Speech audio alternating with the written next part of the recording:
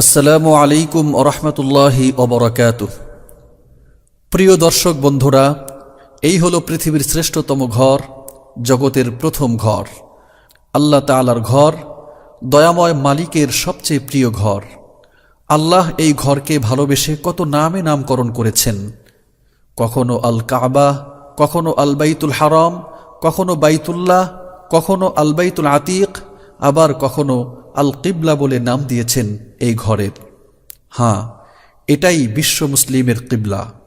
সারা দুনিয়ার সকল নামাজি মূল্যবান ইবাদত নামাজ আদায় করার প্রিয় মুহূর্তটি বড় ভক্তি ও শ্রদ্ধা, সর্বোচ্চ হৃদ্যতা আর প্রেমপূর্ণ হৃদয় নিয়ে এই ঘরটির দিকেই মুখ করে থাকে। কাছে দূরের সকল মুসলমানের সবচেয়ে বড় চাওয়া থাকে জীবনে একবার হলেও এই ঘরটিকে কাছ থেকে সচক্ষে দেখা আর বুকে জড়িয়ে ধরা। তাই আমরাও আজকে এই ঘরটিকে প্রাণ ভরে দেখব এবং এর চারপাশে ঘুরব। হজের সময় হাজী সাহেবেরা এবং উমরা আদায়কারীগণ এই ঘর তাওয়াফ করে সাফা মারোয়া সাই করার জন্য মাসআয় চলে যায়। 4 কোণ বিশিষ্ট এই ঘরটির উচ্চতা হল 14 মিটার।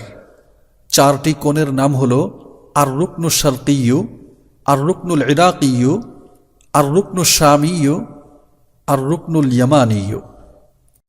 দর্শক মণ্ডলী, আমরা রুকনে শারকি তথা যে কোণে হাজরে আসওয়াদ স্থাপন করা আছে সেখান থেকেই শুরু করছি। এই কোণ বরাবর থেকেই নিয়ত করে তাওয়াফ শুরু করতে হয়। একটু লক্ষ্য করে দেখুন, এই কোণ বরাবর হারাম শরীফের গায়ে সবুজ লাইট লাগানো আছে। এই কোণ ও লাইট বরাবর একটি রেখা কল্পনা করে সে রেখাটিকে ডান কাঁধ বরাবর রেখে বাইতুল্লাহমুখী হয়ে দাঁড়াতে হয়। এরপর তাওয়াফের নিয়ত করতে হয়। নিয়ত শেষে ডান দিকে সরে গিয়ে হজরে আসওয়াদ বরাবর মুখ করে 2 হাত কান পর্যন্ত উঠিয়ে সুযোগ হলে এই দোয়াটি পড়া যেতে পারে। বিসমিল্লাহি আল্লাহু আকবার, লা ইলাহা ইল্লাল্লাহু ওয়ালিল্লাহিল হামদ, ওয়াসসালাতু ওয়াসসালামু আলা রাসূলিল্লাহ, আল্লাহুম্মা ঈমানান বিকা ওয়া তাসদীকান বিকিতাবিকা ওয়া ওয়াফাআন বিআহদিকা ওয়া ইত্তিবাআন লিসুন্নতি নাবিয়্যিকা মুহাম্মাদিন সাল্লাল্লাহু আলাইহি ওয়াসাল্লাম। অতঃপর 2 হাতের তালু দিয়ে হজরে আসওয়াদের দিকে ইশারা করে হাতের তালুর পিঠে চুমু খেতে হয়। এ চুমু হবে আওয়াজবিহীন। এবার ডান দিকে ঘুরে কাবাকে বামে রেখে বিনয় অবনত চিত্তে সামনে অগ্রসর হতে হয়।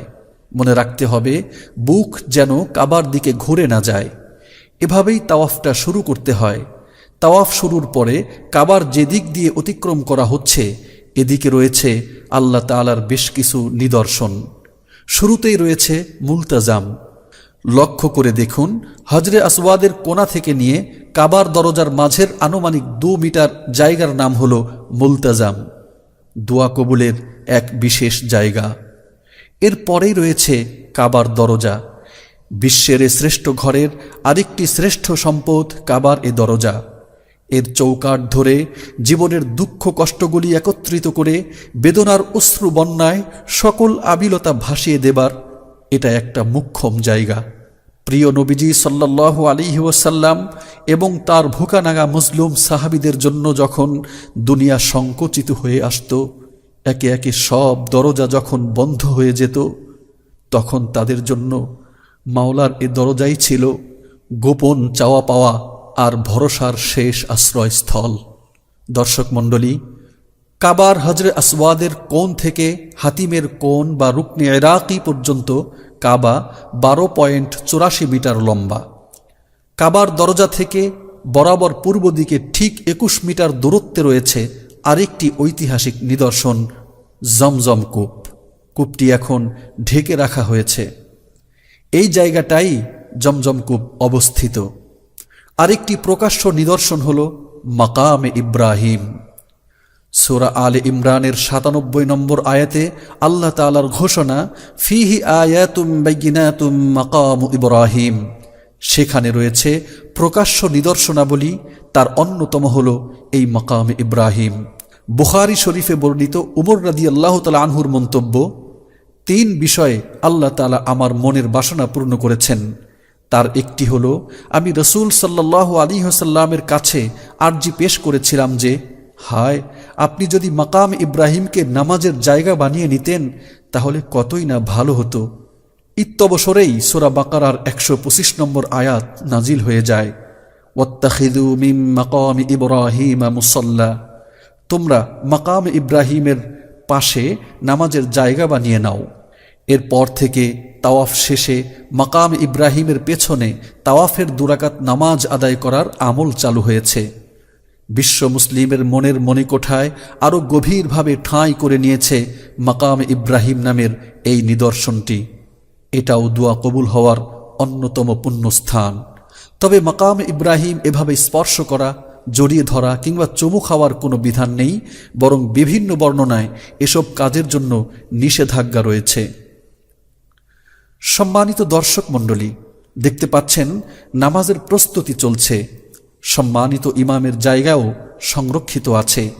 এই হলো সেই জায়গা যেখানে জিব্রাইল আলাইহিস সালাতু ওয়াসসালাম 10 ওয়াক্ত নামাজের ইমামতি করেছিলেন, যেখানে মুক্তাদি ছিলেন প্রিয় নবী মুহাম্মদুর রাসূলুল্লাহ সাল্লাল্লাহু আলাইহি ওয়াসাল্লাম। আল্লাহ তাআলার নির্দেশেই এমনটা করা হয়েছিল রাসূল সাল্লাল্লাহু আলাইহি ওয়াসাল্লামকে নামাজের পরিপূর্ণ বিধান দেখানোর জন্য। প্রথম দিন 5 ওয়াক্ত নামাজের মাধ্যমে ওয়াক্ত কখন থেকে শুরু হবে সেটা দেখানো হয়েছিল, আর দ্বিতীয় দিন প্রত্যেক নামাজের ওয়াক্তের শেষের দিকে নামাজ পড়ানোর মাধ্যমে ওয়াক্ত শেষ হওয়ার সময় দেখানো হয়েছিল। এজন্য কাবার এই জায়গাটাকে মুসল্লায়ে জিব্রিল বলা হয়। কাবার ইমাম সাহেবগণ এখনও অধিকাংশ সময় এখানে দাঁড়িয়েই নামাজ পড়িয়ে থাকেন। সম্মানিত দর্শক, আমরা এখন চলে যাচ্ছি কাবার উত্তর দিকে। কাবার উত্তর দিককার কোণটাকে বলা হয় রুকনে ইরাকি। এদিকেও রয়েছে দোয়া কবুলের বিশেষ স্থান। এই উত্তর পাশেই রয়েছে কাবার দেয়ালের বহিরাংশ, যেখানে নামাজ পড়লে কাবার ভেতরেই নামাজ পড়া হয়। এটাও দোয়া কবুলের বিশেষ জায়গা বলে চিহ্নিত। এর নাম হলো হাতিমে কাবা। এটাকে হুজরায়ে ইসমাইলও বলা হয়, কারণ বাইতুল্লাহর সীমানার বাইরের এই জায়গাতেই সাইয়্যিদুনা ইসমাইল আলাইহিস সালাতু ওয়াসসালামের দুঃখিনী মা হাজরা আলাইহাস সালাতু ওয়াসসালামের জন্য একটি ঘর নির্মাণ করা হয়েছিল, যেখানে মা ছেলে বসবাস করতেন। 1.32 মিটার উঁচু এই গোলাকার বেষ্টনীর ভেতরেই ছিল মা ছেলের ঘর। ভেতরে যে জায়গাটুকু দেখা যাচ্ছে তার সবটুকুই বাইতুল্লাহর অংশ নয়, বরং কাবার দেয়াল থেকে 3 মিটার দূর পর্যন্ত কাবার অন্তর্ভুক্ত। এর পরের জায়গাটুকু কাবার সীমানার বাইরে পড়েছে। দর্শক বন্ধুরা, কাবার এ পাশেই রয়েছে মিজাবে রহমত নামের একটি পয়নালা, যা দিয়ে কাবার ছাদের জমে থাকা বৃষ্টির পানি রহমত হয়ে ঝরে পড়ে। এই সেই মিজাবে রহমত। এই মিজাবে রহমতের নিচে গিয়ে দোয়া করতে পারলে তার দোয়া সাথে সাথে কবুল করা হয়। জীবনের কালো অধ্যায় আর পাপ রাশির কথা স্মরণ করে সাদা কালো ধনী গরিব সকলেই মহান রাজাধিরাজ আল্লাহ তাআলার কাছে ভিক্ষার হাত তুলে কান্নায় ভেঙে পড়ে। এখানে এসে ঠিকই অনুভব হয় বিশ্ববিধাতা মহান প্রভু আল্লাহ রব্বুল আলামিন সত্যিই বড় দয়াময়, করুণার আধার। আসলেই তিনি প্রেমময় সত্তা। অফুরন্ত ভালোবাসার চাদরে ঢেকে রেখেছেন বনি আদম সহ বিশ্বের সকল প্রাণীকুলকে। তুলনাহীন মায়াময় মালিক তিনি, কিভাবে তাকে ভুলে থাকা যায়? সম্মানিত দর্শক মণ্ডলী, এ পর্যন্তই কাবার চারপাশ দেখে যেভাবে যাব সাফা মারওয়ায় শিরোনামের প্রথম পর্বটি সমাপ্ত করতে হচ্ছে।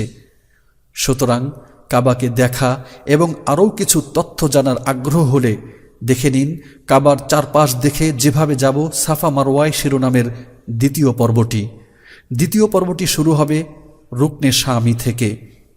সেখানে রুকনে ইয়ামানি, মুস্তাজারে কাবা, মাকাম ইব্রাহিমের পেছনে যেখানে তাওয়াফের নামাজ আদায় করা হয়, তাওয়াফ শেষে যেখানে জমজমের পানি পান করা হয়, অতঃপর যে পথ ধরে সহজেই সাফা মারওয়া সাইর জন্য সাফা পাহাড়ে পৌঁছানো যায়, ইত্যাদি কিছু গুরুত্বপূর্ণ বিষয় নিয়ে আলোকপাত করা হবে ইনশাআল্লাহ। তাহলে ভালো থাকুন সবাই, বিদায় নিচ্ছি। আসসালামু আলাইকুম ওয়া রাহমাতুল্লাহি ওয়া বারাকাতুহু।